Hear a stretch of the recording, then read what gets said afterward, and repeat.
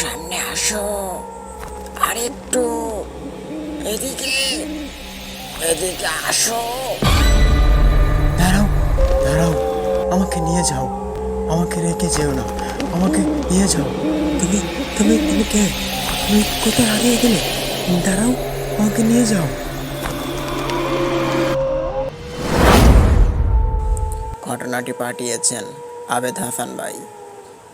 আসসালামু আলাইকুম। আশা করি সবাই ভালো আছেন। আমার নাম আবেদ হাসান। বেশ কয়েকদিন আগের একটি ঘটনা আপনাদের মাঝে আমি শেয়ার করলাম আজকে। ঘটনাটির কথা মনে হলে ঘাটা যেন এখনও কাটা দিয়ে ওঠে। ঘটনাটি আমার সঙ্গে ঘটে 3 বছর আগে। আমি ময়মনসিংহ রেল স্টেশনে একটি ট্রেনেতে উঠি। ওঠার পর আমি একটি সিটে গিয়ে বসি। সেখানে আমার পেছন পেছন আরও একটি লোক এসে উঠল। লোকটি খুব জোরু সরু ছিল। সে এসেই আমার পাশে ঘেঁষে বসলো। আমি তার দিকে এক পলক চাইলাম, কিন্তু কোনো কিছু বুঝতে পারলাম না। মনে হলো সে একজন পুরুষ মানুষ, কিন্তু তার আবরণ এবং তার গঠন দেখে মনে হচ্ছে না সে কোনো পুরুষ। এমন অদ্ভুত মানুষের সম্মুখীন আমি আমার জীবনের প্রথম হই। আশপাশে মানুষও খুব কম। আমি ট্রেনের জানালার কিনারে বসলাম। একটু পর দেখতে পারি পেছন থেকে আমাকে একজন ডাক দিয়ে উঠল, আবেদ হাসান ভাই, কোথায় যাবেন আপনি? আমার নাম ধরে আবার কে ডাকলো? এখানে তো আমাকে কেউ চিনে না। অবাক স্বরে পেছন দিকে তাকালাম। পেছনে আমার চোখ পড়ে সেই লোকটি হাত বাড়িয়ে আমার পিঠের দিকে তার হাতটা যেন নিয়ে আসছে। হাতটা ছিল কুচকুচে কালো বর্ণের। আমি তার হাত দেখে একটু পেঁচিয়ে চলে আসি। তখন সে আর হাত আমার পিঠের উপরে রাখেনি। তার মাথার এতগুলো চুল ছিল, চুলের কারণে তার পুরো মুখটা ঢাকা ছিল। তার মুখটা দেখার মতো কোনো সিস্টেম ছিল না।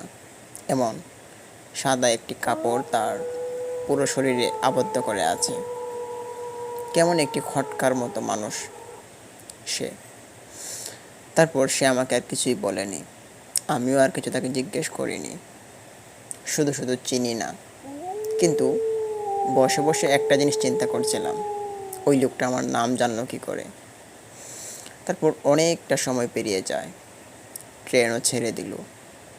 ট্রেন ছাড়ার সঙ্গে সঙ্গে দেখতে পারি সেই লোকটা আমার পাশ থেকে উঠে পড়ল এবং সামনে দিয়ে কিছু একটা কাজ যেন সে করলো।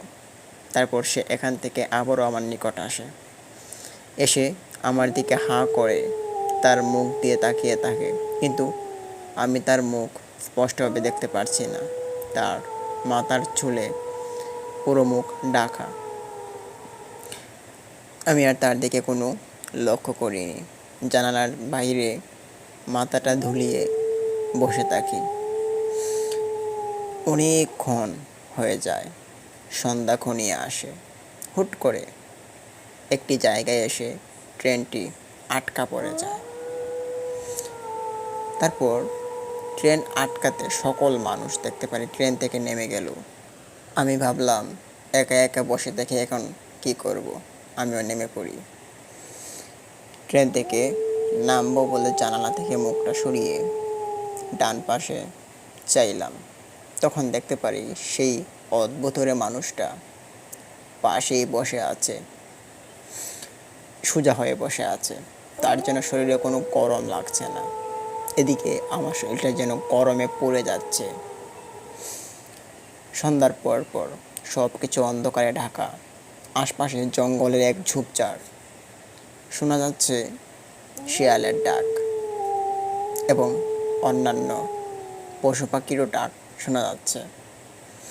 তখন সেই লোকটাকে বললাম, একটু সাইড দিবেন, নিচে নামবো।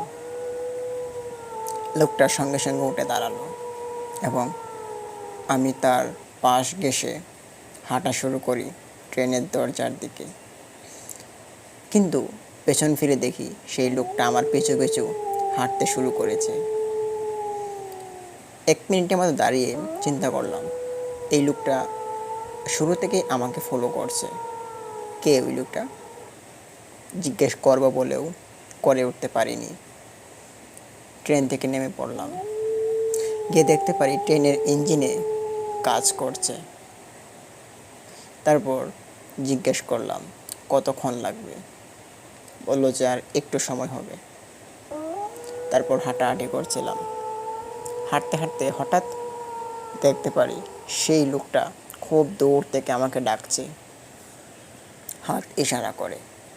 ওদিকে বেশ ঘন একটি জঙ্গল রয়েছে। চিন্তায় মগ্ন হলাম, ওই লোকটা কে? আমাকে এতক্ষণ ফলো করলো, এখন আবার আমাকে ডাকে। কোনো অদ্ভুতের কাণ্ড নয় তো? তখন কি করবো বুঝে পাচ্ছিলাম না। না পেয়ে হাঁটা শুরু করি সেই লোকটার দিকে। আর সেই লোকটা ক্রমাগত তার হাত ইশারা করে আমাকে ডাক শুরু করে।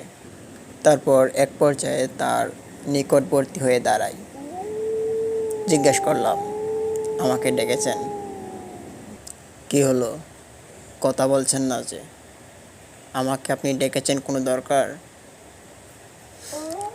প্রায় 1.5 মিনিট যাবৎ তার সামনে দাঁড়িয়ে থাকি। হঠাৎ করে দেখতে পারি সেই লোকটা তার পরনে থাকা সেই সাদা কাপড়টি আস্তে আস্তে করে খুলে ফেলছে। ঠিক সেই মুহূর্তে দেখতে পারি তার মাঝ বুক বরাবর এক লাল চক্ষুবর্ণ, সেটা আমার দিকে তাক করে আছে। কিন্তু তার মুখের চোখগুলো আমি দেখতে পারছি না। এ দেখে মনে বেশ ভয় জন্মালো। পেছন ফিরে দেখি কিছু মানুষ ট্রেনের সামনে দাঁড়িয়ে আছে, কিন্তু আমার জায়গা থেকে অনেকটা দূরে। আমি তখন কী করবো বুঝে পাচ্ছিলাম না। লোকটার কাছে দাঁড়াবো নাকি ট্রেনের কাছে চলে যাব। তখন হতাশ হয়ে পড়ি। তারপর আরও দেখতে পারি সেই লোকটা আমার সামনে তার পায়ের জুতোগুলো খুলে। তখন দেখতে পারি তার পায়েতে কোনো মাংস নেই, হাড়ের এক স্তূপ তার পায়ে। এ দেখে আরও বেশ খটকা লাগলো। কোনো মানুষ তো এমন হতে পারে না। তারপর দেখতে পারি তার চুলগুলো কেমন জোনাকি পোকার মতো আলো ঝলমল করছে। এ দেখে আমার আর বুঝতে বাকি রইল না, এ কোনো মানুষ নয়। দৌড়তে শুরু করি। ঠিক তখনই হোঁচট খেয়ে পড়ি এক ছোট্ট পাথরের সাথে।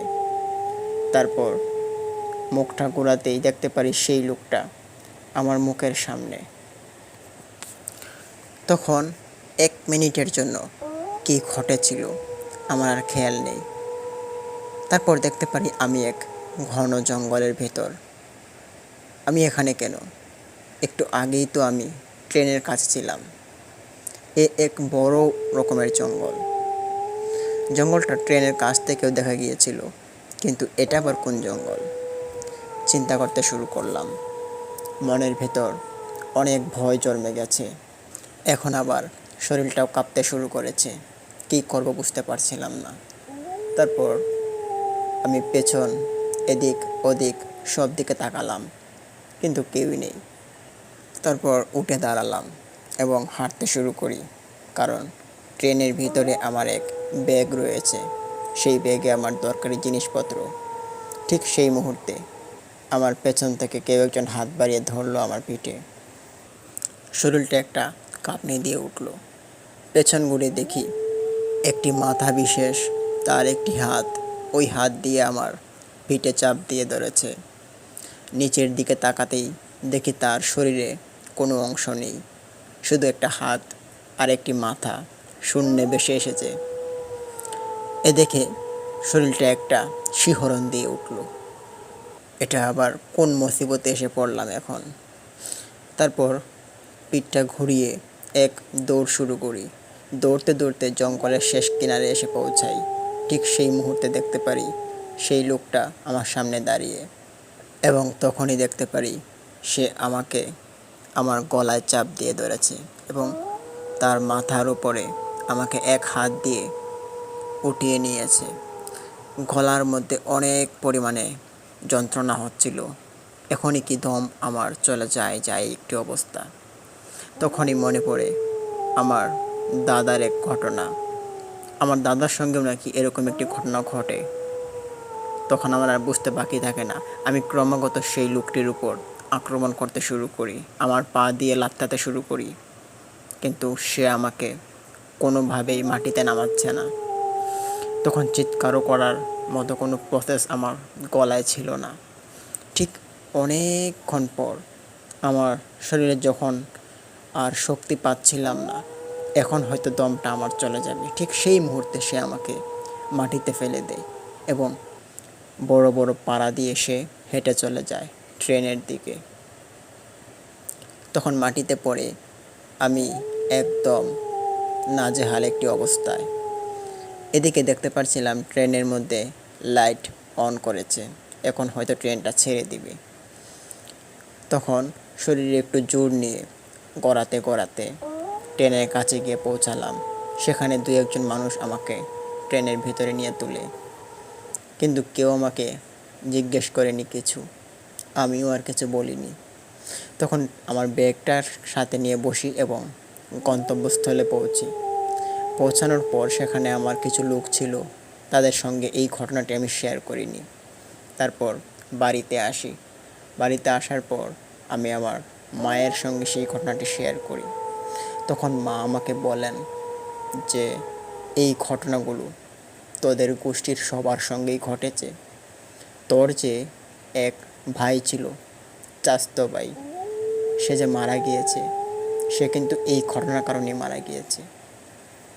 হ্যাঁ, আমার এক ভাই ছিল, আমার চাচাতো ভাই, সে এরকম একটি ঘটনার সম্মুখীন হয় এবং সে আর বেঁচে ফিরতে পারেনি। কিন্তু আমাদের গোষ্ঠীর যত ছেলেরা আছে তাদের সবার সঙ্গে এরকম একটি ভয়ঙ্কর ঘটনা ঘটে। এটা নাকি একটি গোষ্ঠীর দোষ হিসেবে ধরা হয়। তারপর কিছু খারাপ জিন এসে এখানে উল্টাপাল্টা কাজ করে এবং বিভ্রান্ত করার চেষ্টা করে। তারপর আমার মা আমাকে নিয়ে একটি কবিরাজের কাছে যান এবং সেখানে আমাকে কবিরাজ তাবিজ কবজ এবং নানান ধরনের নিয়মাবলী দেন, সেগুলো মেনে চলি। তারপর থেকে এরকম ঘটনার সম্মুখীন আর আমি হইনি। এটি ছিল আমার আজকের ঘটনা। আমি জানি না আর সামনে ঘটনাগুলো ঘটবে কি না, তবে সবাই আমার জন্য দোয়া করবেন যেন আমি আর এরকম কঠিন পরিস্থিতির সম্মুখীন আর যেন হতে না হয়, আমাদের গোষ্ঠীর কেউ যেন আর এরকম সম্মুখীন না হয়।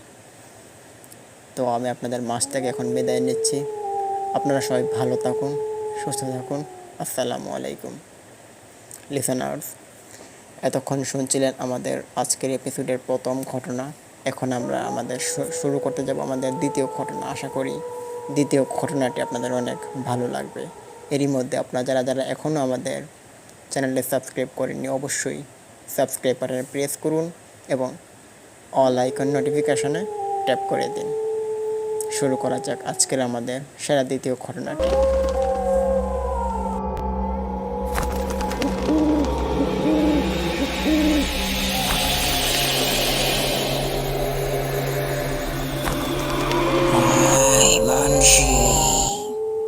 এই পথ তোর না, যা, ফিরে যা, এখনো সময় আছে, হতে হবার আগে ফিরে যা।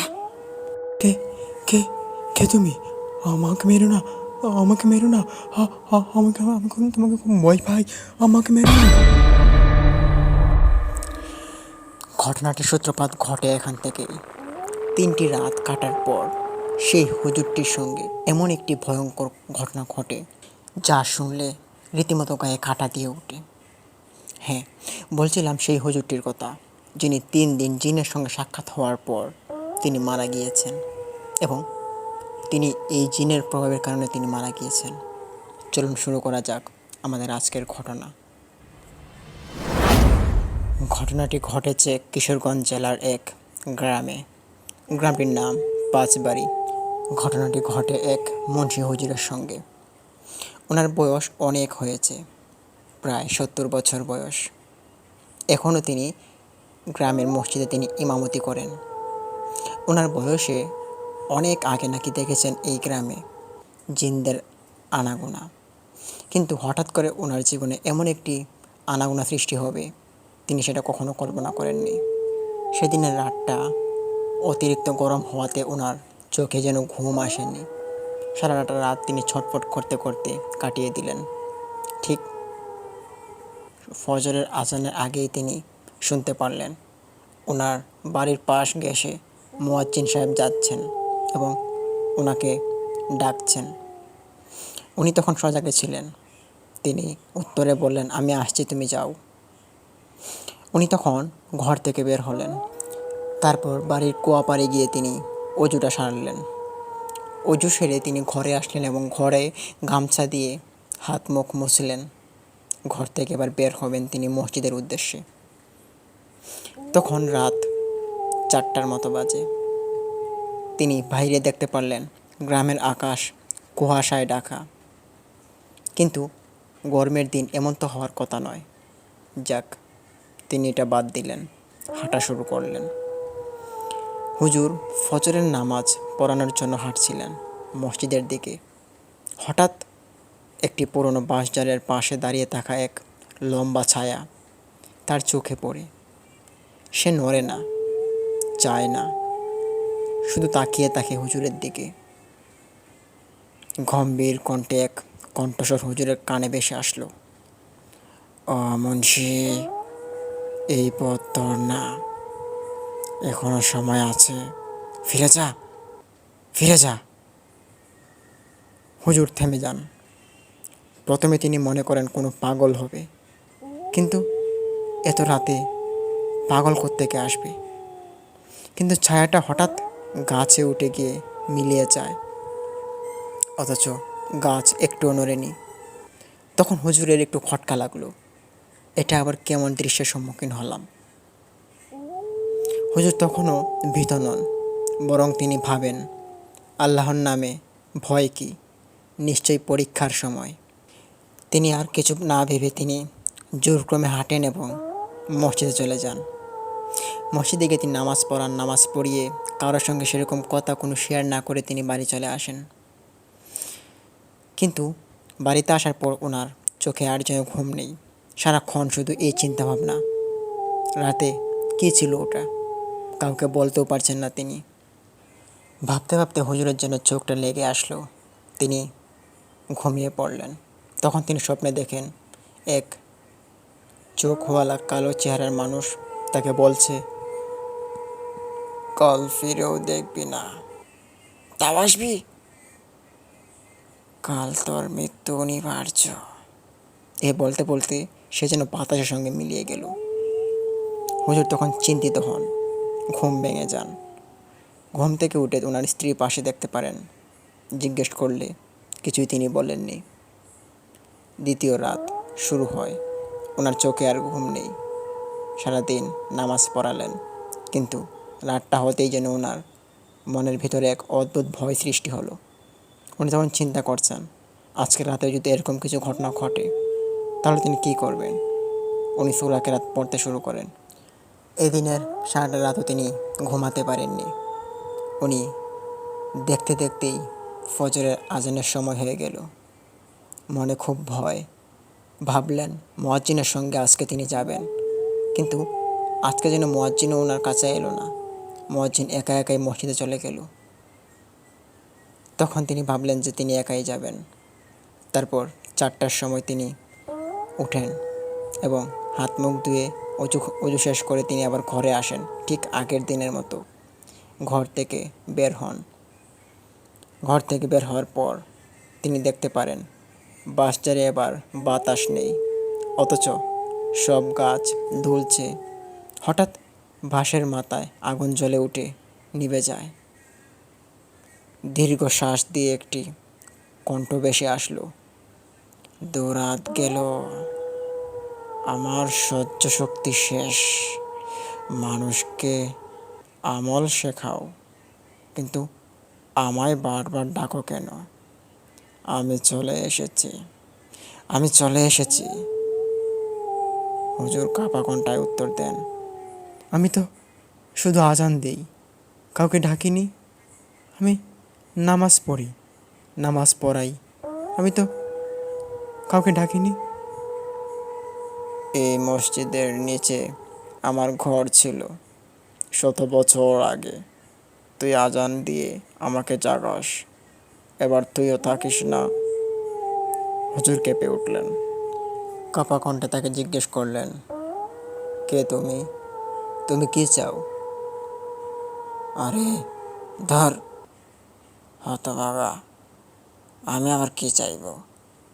তুই আমার শান্তির ঘুম নষ্ট করিস। তুই হয়তো এখান থেকে আমার শান্তির ঘুমটা আরাম করে দিবি, নয়তো তুই এখান থেকে চলে যাবি।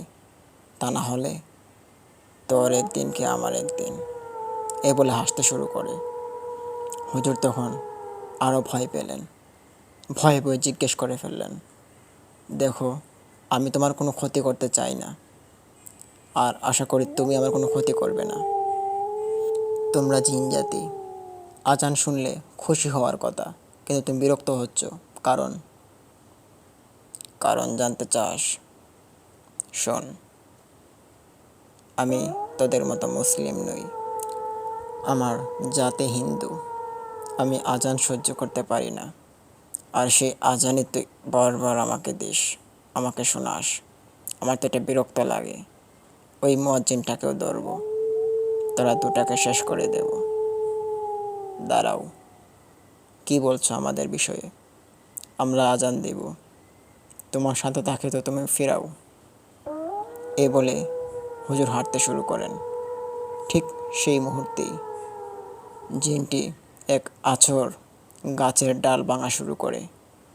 গাছের ডাল ভাঙতে ভাঙতে হুজুরের পিছে যেন বন্যা বইয়ে দিল, কিন্তু হুজুর একবারও পেছনে তাকাননি। তিনি হাঁটতে হাঁটতে মসজিদে চলে যান এবং ইমাম সাহেব হয়ে তিনি দাঁড়িয়ে পড়েন। তারপর সবাইকে নামাজ পড়ান। নামাজ পড়িয়ে তিনি মসজিদ থেকে বের হলেন। ওনার সঙ্গে মুয়াজ্জিন সাহেবও বের হলো। মুয়াজ্জিনকে তিনি সাবধান করে দিলেন, এরকম একটি ঘটনার সম্মুখীন তিনি হয়েছেন, এখন তুমি সাবধানে দেখো। মুয়াজ্জিনও ইমামের কথা শুনলেন, মাথা নাড়িয়ে বললেন, ঠিক আছে হুজুর। তারপর সবাই সবার মতো বাড়ি চলে যায়।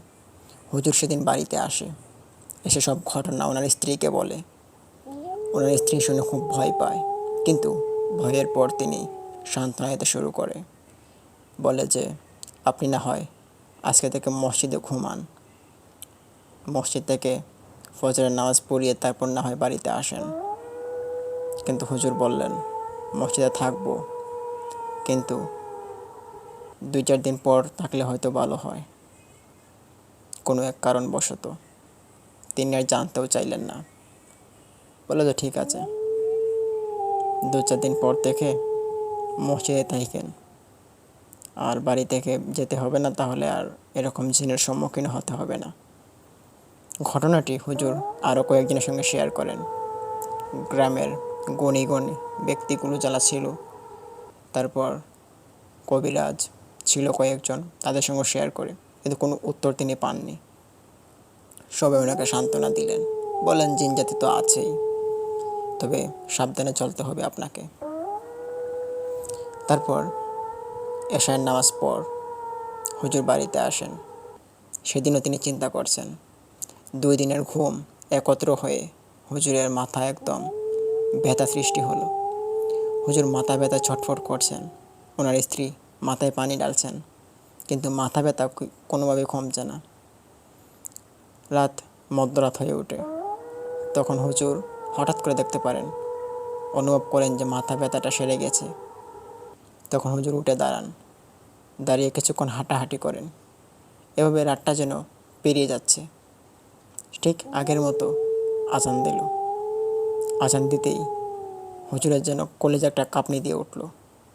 ওনার স্ত্রীকে এসে বলল, আমার শরীরটা কেমন করছে। তখন ওনার স্ত্রী মাথায় আবার পানি দিলেন, শরীরটা মুছিয়ে দিলেন। তখন বললেন যে আজকে আপনার যেতে হবে না, বাড়িতে নামাজ পড়ে ফেলেন। কিন্তু অনেক বছর ধরে তিনি এখানে নামাজ পড়াচ্ছেন, কোনোদিন ফজরের নামাজ তিনি মিস করাননি। বললেন, সমস্যা নেই, নামাজটা পড়িয়ে চলে আসি। সঙ্গে ওনার স্ত্রীও যেতে চাইলেন, কিন্তু মানা করলেন। তিনি সেদিন রাতে ঘর থেকে বেরিয়ে গেলেন একা একা। অজু শেষ করলেন, ঘরে হাত মুখ মুছে তিনি হাঁটা শুরু করলেন। রাত তখন আবারও 4টার উপরে বেজে গেল। এবারও তিনি হাঁটতে শুরু করেন। গ্রাম জুড়ে দেখতে পারেন ঘন কুয়াশা। বাসজারের কাছে এবার ছায়াটা একবারে মানুষ রূপে। তিনি দূর থেকে দেখতে পারেন তার মাথায় পাগড়ি, কিন্তু চোখ দুটো আগুনের মতো ধাউ ধাউ করে জ্বলছে, যেন শরীর থেকে কুয়াশার আবর্ণ বেরিয়ে আসছে, আর সেই কুয়াশা দিয়ে পুরো গ্রামটা সাদা হয়ে আছে। হুজুর দেখতে পারেন সেখানেই হয়তো এরকম একটি ঘটনা ঘটছে। সে সময় হুজুরের বাড়ির পাশে থেকে এক লোক বের হচ্ছিলেন মসজিদে আসার উদ্দেশ্যে। ঠিক তখনই সে দেখতে পারে হুজুর জিনের সম্মুখীন। তিনি দেখতে পারেন হুজুর গিয়ে তার সামনে দাঁড়ায় এবং জিন তাকে জিজ্ঞেস করে, রে, তোর তো বড্ড সাহস, তুই আবারও চলে আসলি, তোর কি একটু ভয় নাই? লোকটি শুনতে পায় জিনে খুব ভয়ঙ্কর কণ্ঠে বলছে, খুব গম্ভীর কণ্ঠে। হুজুর তখন কিছু না বলতে পেরে তিনি ওখানে অজ্ঞান হয়ে পড়ে। তখন সে দেখতে পারে হুজুরকে গলায় ধরে উপরে তুলেছে সেই ছায়া মানবটি, তারপর সেখানে ঝুলিয়ে দিল।